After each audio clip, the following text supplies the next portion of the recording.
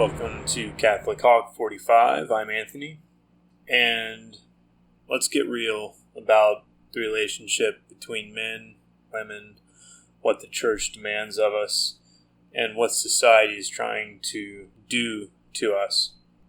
Men are not supposed to be pansies. I'm not talking about a hyper masculinity when I say that. What I am talking about is the fact that we are expected to suffer with Christ on the cross. And I'm going to be picking on all of the generations, including my own, Gen X. I'm not going to leave anybody out.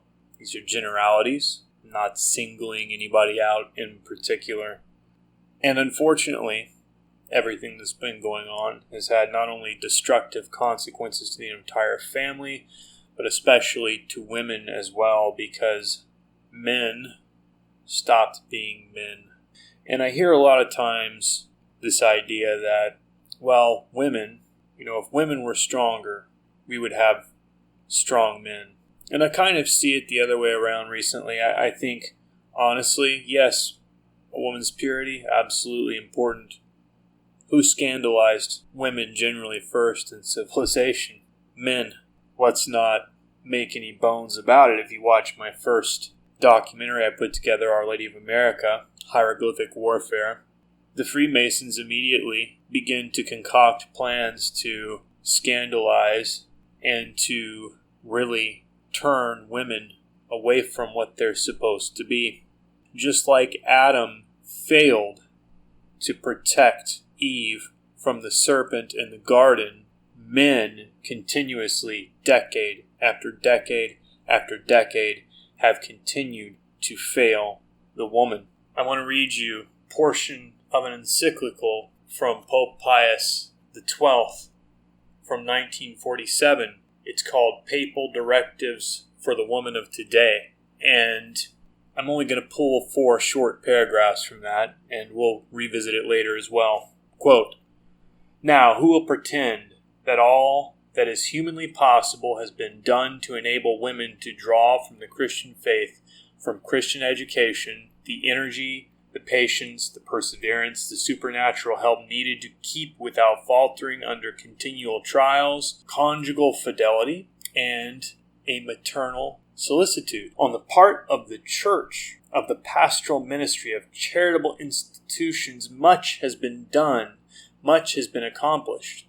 Despite a few individual failures, we can face with confidence the always severe judgment of history. Moreover, thousands of deeds have movingly shown and continue to show, even in the midst of want, the boundless love of mothers and fathers for their children. But here is the great tragedy. Without the faith, without Christian education, deprived of the help of the Church, where can bewildered women find the courage to face unfalteringly moral demands surpassing purely human strength, and that under blasting assaults against the Christian foundations of marriage, of the family, of all personal and social life, by enemies who know how to exploit in poor women and young girls the anguish and destitution which are theirs? Who could hope to see them always hold fast through their mere natural strength? Alas, how many have fallen! Only God knows the number of these poor waifs left to their despair after the loss of their purity and honor.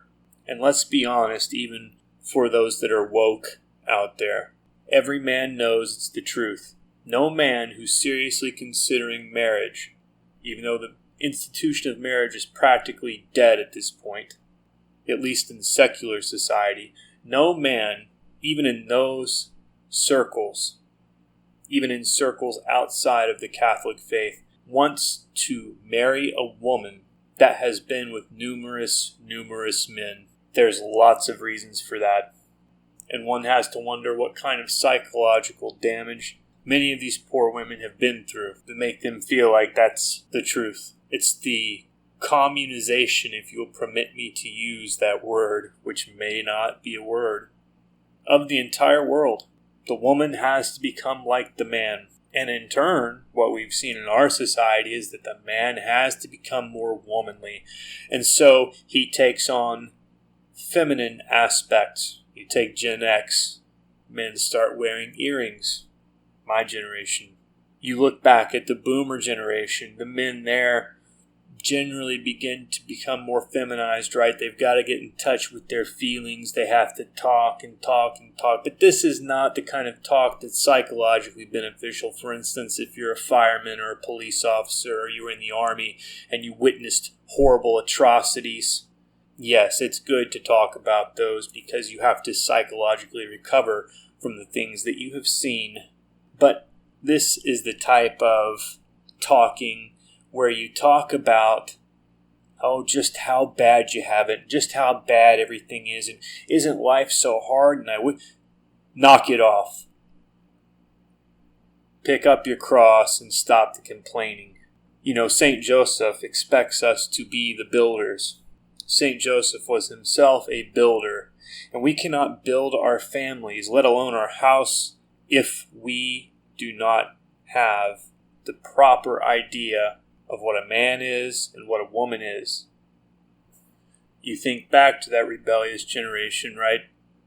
You get David Bowie, and then what comes from that? Glam rock, men dressed up like women. And then you get into now, we got the man bun. Men, you want to grow your hair out like Jesus? Hey, I'm all for it. Take down the bun. Most women, there might be some out there, but most women don't want to see that. They're not really attracted to that. And I'm not just picking on you. All of these things where men become more feminized because they were expected to get in touch with their feelings, right? As women become more geared towards doing jobs that men are supposed to do, men naturally are going to become more feminized. And men, let's be honest about how you got here. And this goes for you Catholic men in the church as well. How many of you are still self-abusing? How many of you are still self-abusing to pornography? You're directly causing these problems. You are directly causing these. I will say it again. You are directly causing these problems. If you cannot control yourself, if you cannot have a computer in front of you that is hooked up to the internet and be alone with that computer without going to pornography, there is a deep problem there that you need to work out. You definitely shouldn't even think about talking on social media, especially to speak for the church. You have no place. You have no self-control. Why would you imagine that you could possibly speak for the church? Oh, it's just I just occasionally fall into pornography. No. Don't want to hear it. Not good enough. Yes, God is merciful. But there is such thing as reprobate. The church didn't get rid of the reprobate just because you haven't heard about it.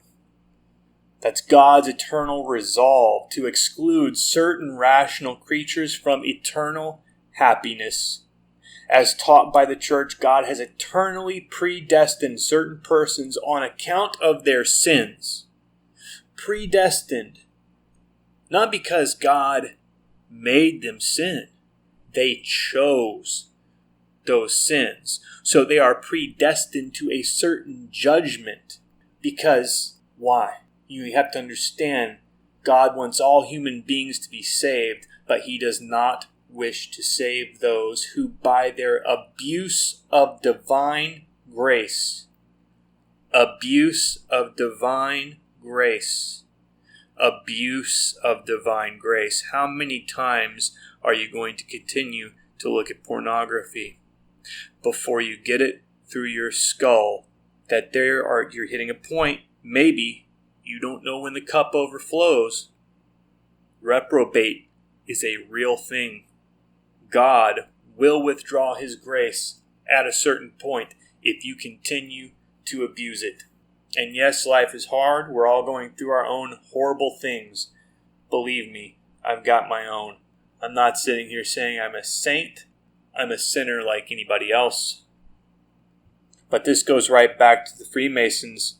What do they say about the priest? Take him away from the altar, make him lazy, political, a gourmet. Well, never mind the priest. What about the Catholic man, period? We've hurt the women because we weren't strong enough, because we gave into sin, because, well, look at Adam, our father. Is it any wonder? But we have to pray for the grace to be better than that. It's time for us to start protecting our women and saying the hard things that need to be said, whether they want to hear those things or not. Lovingly, as a father or a husband would, but it has to be stern with love. Women, men need you to believe in them. They need you to reinforce them, especially when they fight the good fight. You know, sometimes it's difficult for us Catholic men that are giving 100%. It's difficult because at times we can't find a priest. Maybe you want confession, you show up, and confession was canceled. Maybe you wanted to receive Holy Communion and you showed up, but Holy Communion wasn't there. Maybe you're trying to raise your young men, your sons, to be good, pure men, but the priest at your parish is too much of a coward because of fear of his bishop or the response he will get from those in the pews, the laity, about women consistently dressing inappropriately. Men, just as you might have to say things that are uncomfortable to those that are below you in stature, you may have to say some things that are uncomfortable lovingly, with charity, to people that hold offices higher than you. Do it with charity. And be sure to acknowledge your own faults and your own sins, because heck, that's why you need him in the first place. Families need Father. And the honest truth is, Father has been failing from the top down on every level for decade after decade after decade since the French Revolution and the American Revolution. It's time for Catholic men to be men again.